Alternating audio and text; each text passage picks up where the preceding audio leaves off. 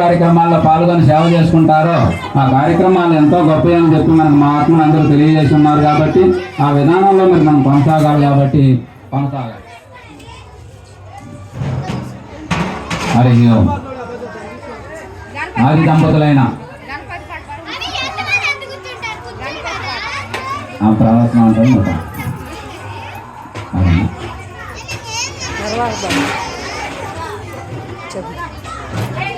ఆది సర్వలోకాలకు ఆదర్శ దంపతులైన బ్రహ్మ సరస్వతి, విష్ణు దేవదేవుడు, లక్ష్మీదేవి, శివపార్వతులకు అనేక శాస్త్రాంగ దండ ప్రణామాలు తెలియజేస్తూ, అలాగే ఆదర్శ దంపతులైన సీతారాములు మానవ లోకం మొత్తానికి మానవులందరూ కూడా ఎట్లా జీవించాలో మరి నేర్పినటువంటి ఆదర్శమూర్తులకు మరి అనేక నమస్కారాలు తెలియజేస్తున్నాము. అట్లాగే మరి ఈరోజు దసరా నవరాత్రుల్లో అమ్మ దుర్గాదేవి అనేక రకమైనటువంటి రూపాలలో మరి కొలువు తీరి చక్కగా లోకం మొత్తాన్ని పాలిస్తూ ఉంది. చూడండి అసలు ఆ పండుగలో వైభవం ఎంత గొప్పగా ఉంటుందో. అట్లాంటి కార్యక్రమంలో మరి ఈరోజు మనం దుర్గా అష్టమి, నిన్న మూలా నక్షత్రం అమ్మవారి యొక్క సరస్వతీదేవి యొక్క రూపాన్ని మనందరం ఆరాధించుకోవడం జరిగింది.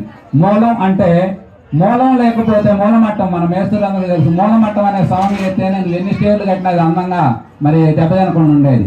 అట్లాంటి మూల నక్షత్రం అంటే ఈ జన్మకి కారణమైనటువంటి దాన్ని మనం గుర్తించడం, మరి ఏది మంచి ఏది చెడు స్పష్టంగా తెలుసుకోవటం, అపర విద్య పర విద్య బ్రహ్మస్వరూపి అయినటువంటి అమ్మవారి యొక్క మరి ఆరాధన అంతా కూడా నిన్న సరస్వతీదేవి కటాక్షం. ఎందుకంటే విద్య వల్ల ఏదైనా సాధించవచ్చు. ఈరోజు విద్య వల్ల ఒక మనిషి 1000 కోట్ల రూపాయల సంపదను సృష్టి చేసిండు. విద్యలో ఉన్నటువంటి గొప్పతనం అది.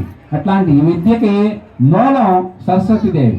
సరస్వతీదేవి యొక్క అనుగ్రహం ఉన్న కుటుంబం మరి దేదీపమానంగా వెలుగుతా ఉన్న ఈరోజు. పిల్లలు ఒక మంచి జాబ్ కొట్టగలిగితే ఆ జాబులో కుటుంబ పరిస్థితులన్నీ మారిపోతాయి. ఈరోజు మనం భౌతికంగా చూస్తాం అన్ని చోట్ల. అట్లాంటి స్థితిని ఈ మూలమైనటువంటిది సరస్వతీదేవి అని. అట్లాంటి సరస్వతీదేవి ఎప్పుడైతే ఉంటుందో అప్పుడు ధనం అనేటువంటి ఆటోమేటిక్గా లక్ష్మీదేవి స్థిరమై ఉంటుందని చెప్పి లక్ష్మీదేవిగా మనం ఆరాధించడం. ఆ తర్వాత ధనము లక్ష్మీ ఉంటే కీర్తి ప్రతిష్టలు, ధైర్యము, ఆయుష్, ఆరోగ్యం ఇవన్నీ కూడా పెంచే మూర్తిగా మరి కనకదుర్గ, పార్వతీమాతకి ఇట్లా అనేక రకాలుగా మనకున్నది ఈ ఆరాధనలో. అందుకని ఇట్లా అమ్మవారి యొక్క ఆరాధన అనేది ఈరోజు బ్రహ్మాండంగా సాగుతూ ఉంది. మనకి ముఖ్యంగా మీరందరూ కూడా నెట్టుకోమాకండి. ఎందుకంటే అందరూ మనమే ఉన్నది, ప్రశాంతంగా చిన్నగా సాగనేయండి కార్యక్రమాన్ని. అందరూ కూడా కాస్త వీలైతే అందరూ నిలబడి సేవ చేయండి. ఏదో వాడు ఒక్కల కార్యక్రమే కదా మనం ఏదో చేస్తున్నాం అనుకోబాకండి. అందరూ సేవ చేయటం, అమ్మవారి సేవ చేయటం మనందరం కూడా. అట్లా మనకి భారతీయ తత్వంలో ఒక విధానం, ఒక పద్ధతి అనేది లేదు. అనేకంగా ఉన్నటువంటి అనేక రకాలలో ఉన్నటువంటి ఏకాత్మ భావనే మన యొక్క భారతీయ యొక్క సంస్కృతి సాంప్రదాయాలని గొప్పగా ఎంతగానో తీర్చిదిద్దడం జరిగింది. అట్లాంటి స్థితిలో మరి ఈ పండుగలన్నీ కూడా మన ప్రకృతి పరమైనటువంటి ఆరాధనగా ఇప్పుడు అమ్మవారు ఉన్నది. అమ్మవారు మొన్నటిదాకా అమ్మవారు లేదు, కానీ ఇప్పుడు అమ్మవారు సృష్టి చేశాం, మనమే సృష్టించాం. మనల్ని అమ్మవారు సృష్టించింది, కానీ అమ్మవారిని మనం సృష్టించి ఈ రకంగా 9 రోజులు, ఈ సంవత్సరం 11 రోజులు చక్కగా ఆరాధన చేసి రంగరంగ వైభవంగా కార్యక్రమాలన్నీ రూపకల్పన చేసుకొని చక్కగా సాగిస్తూ ఉంటాం. కానీ మన వేదాలు, మన ఉపనిషత్తులు, మన యొక్క పురాణాలన్నీ కూడా మనం చెప్పేది ఏమిటంటే త్రిమూర్తులకు కూడా ఆధారమైనటువంటిది ఆది పరాశక్తి అని చెప్పి మన శాస్త్రాలు తెలియజేస్తున్నాయి. అదేమిటంటే సృష్టి, స్థితి, లయ ఈ 3 తత్వాలకి త్రిమూర్తుల ప్రతీక అయితే ఈ 3 మూర్తులను నడిపించే శక్తి అమ్మవారని చెప్పి మనకు తెలియజేస్తుంది. మరి అట్లాంటి అమ్మవారు ఎన్ని రకాలుగా మనకు అమ్మవార్లు అంటే మరి ఒక అమ్మవారు కాదు, మనకు వేలలో అమ్మవార్లు ఉన్నారు. అమ్మవార్లు అనేక మూర్తులు ఉన్నారు, అనేక రూపాలు ఉన్నాయి. ఇవన్నీ ఏమిటి, అసలు ఇంతమంది అమ్మవార్లు ఏమిటంటే ఒకే అమ్మవారిని అనేక రకాలుగా పూజిస్తూ ఉంటాం. అవి ఒక్క అమ్మవారిని మరి ఇన్ని పేర్లు, ఇన్ని రకాలు ఏమిటంటే ఇప్పుడు మన కుటుంబంలో ఒక యజమాని ఉన్నది, ఒక స్త్రీ ఉన్నది. ఒక స్త్రీని మనం తీసుకుంటే ఆమె ఒక్కొక్కరికి ఇంట్లో ఒక్కొక్క రకంగా ఉంటుంది. భర్తకి భార్యగా ఉంటుంది, తల్లికి కూతురుగా ఉంటుంది, కొడుకుకి తల్లిగా ఉంటుంది, అత్తకి కోడలుగా ఉంటుంది, కోడలికి మళ్ళీ అత్తగా ఉంటుంది, అన్న చెల్లిగా, తల్లిగా. ఇట్లా ఒక మనిషి ఎన్ని పాత్రలు ఉన్నాం చెప్పండి లోకంలో? ఉన్నావా? ఒక్క మనిషి నువ్వు నాకేమవుతావు, నాకు అక్క అవుతూ, ఆమెకు తల్లి అవుతావు, మేము ఒక చెల్లి అవుతావు. ఇన్ని అవతారాలు ఎట్లా, నువ్వు ఒక్క మనిషి ఇన్ని పాత్రలు ఎట్లా చేయగలుగుతున్నావు అంటే ఇందులోనే అసలు గొప్పతనం అంతా విమర్శపడింది. ఎందుకంటే ఒక్క మనిషి ఇన్ని పాత్రలు చేస్తున్నప్పుడు అమ్మవారు ఇన్ని రకాలుగా ఇన్ని పాత్రలు ఎందుకు ఉన్నట్టే పోషించలేదు, సృష్టించి అనేది ఎంత గొప్పగా ఉంటుందో ఈ ఆరాధనలన్నీ కూడా. మరి ఈ యొక్క ఆరాధన అమ్మవారిని అట్లా అనేక రకాలుగా అనేక మూర్తులుగా మూలం అంటే మూల ఆదిశక్తి ఉన్నది ఒకటే శక్తి అయినప్పటికీ ఆ శక్తి సరస్వతిగా, లక్ష్మీదేవిగా, పార్వతీమాతగా, మనకి మళ్ళీ త్రిమూర్తులుగా, ధర్మపత్నులుగా చేసి మన ప్రకృతి ఆరాధనగా మొదలుపెట్టి ఆ ఆరాధనలో నుంచి ఇట్లా మనం అనేక రకాలుగా చేసుకున్నటువంటి ఆరాధన. మన వినాయక చవితి చేసుకున్నాం చక్కగా మహా గణపతికి. ఇప్పుడు అమ్మవారి ఆరాధన ఇది అయిపోగానే మళ్ళీ అయ్యవారికి కార్తీక మాసం వస్తుంది చక్కగా. కార్తీక మాసం అయిపోగానే మళ్ళీ మనకి విష్ణుమూర్తి ఆరాధన, ధనుర్మాసం అంత కార్యక్రమాలు మొదలవుతాయి. ఇట్లా మరి ఒక్కొక్కరు ఈరోజు మనం అమ్మవారి గురించి చెప్పేటప్పుడు ఏం చదువుతాం? అంత అమ్మవారే అని చదువుతాం. రేపు పొద్దున మళ్ళీ అయ్యగారి గురించి చెప్పేటప్పుడు ఏం చదువుతాం? అంత అయ్యవారే అని చదువుతాం. ఇదే మనమే చదువుతాం. కానీ ఏమిటి తేడా? అయ్యవారు అమ్మవారు అంటే మనకి సృష్టి ఆది ఇవాళ ఏదో ఒకరితో మొదలైంది కాదు. మన యొక్క ఈ సంస్కృతి అనేది సృష్టి ఆది నుంచి బ్రహ్మమవతార ఈ సృష్టి అంతా మొదలైన తర్వాత ఈ మొదలైన విధానం అంతా కూడా ఓంకారంతో సృష్టి మొదలయ్యి ఆ తర్వాత మనకు విష్ణుతత్వం, శివతత్వం, అమ్మవారి తత్వం మనకున్నది ఈ మూడు తత్వాలుగా ముఖ్యంగా ఈ కార్యక్రమాలు మొదలైనవి. విష్ణుతత్వం అంతా ఏమైంది? వైష్ణవం అని దానికి పేరు పెట్టి దానికి ఒక సాంప్రదాయాన్ని సృష్టించారు. శివతత్వం అంతా ఒక సాంప్రదాయంగా, శివతత్వం శివుని యొక్క జీవన విధానం అంతా ఒక తత్వంగా ఉన్నది. అట్లాగే అమ్మవారి ఆరాధన అంతా కూడా శాక్తేయము అంటే అమ్మవారి ఆరాధనలన్నీ ఎంతమంది ఎన్ని రకాలుగా ఆరాధనలు ఉన్నా ఆ ఆరాధనలన్నింటికి ఆధారమైనటువంటిది అమ్మవారిగా మనం కీర్తించడం జరుగుతూ ఉన్నది. అట్లాంటి అమ్మవారి ఆరాధన చక్కగా చేసుకున్నాం. మరి ఎంత రేపు అయ్యవారు ఏంటంటే రేపు అయ్యవారి కార్యక్రమం వస్తుంది. అయ్యవారి పేరు ఏంటంటే సృష్టికి ఉన్నది ఒకటే భగవంతుడు.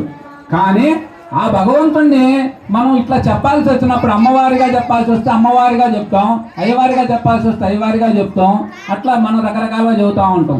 వాస్తవానికి భగవంతుడు అనేది, భగవత్ తత్వం అనేది ఒకటే. క్రైస్తవులు చెప్పినా, ముస్లిమ్స్ చెప్పినా, ఎవరు చెప్పినా ఇప్పుడు మనం చదువుతాం భగవంతుడు అనేటువంటి పేరుకి నామము, రూపము, గుణము అట్లాంటి ఏమీ లేనటువంటిది.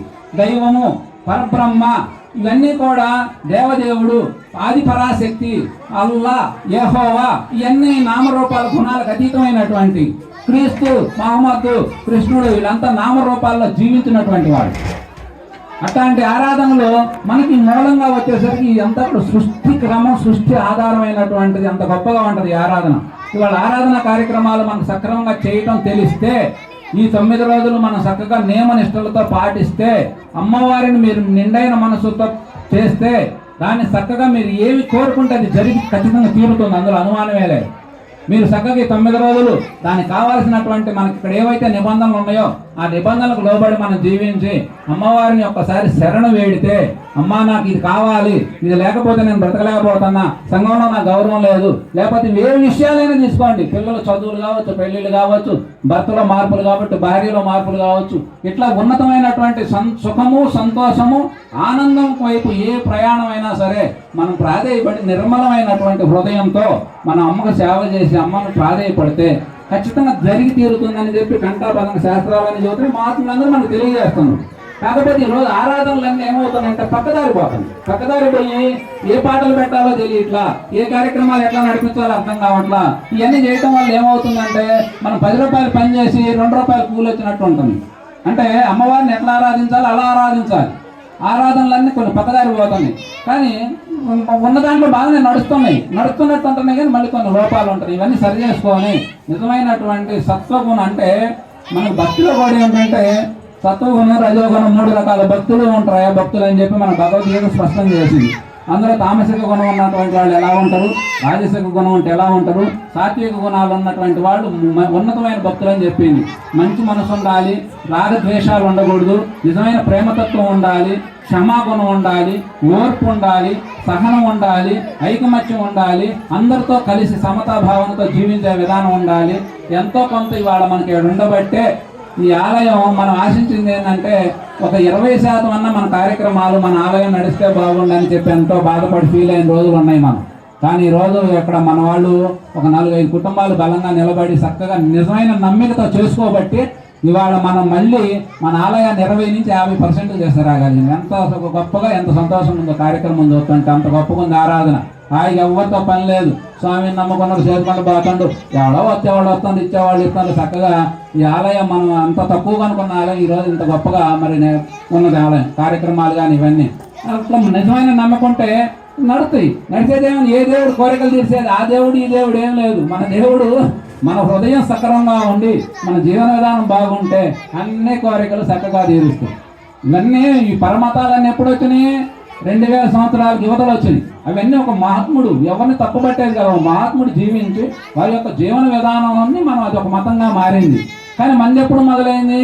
మనమంత్రాలు మారిపోయినాయి.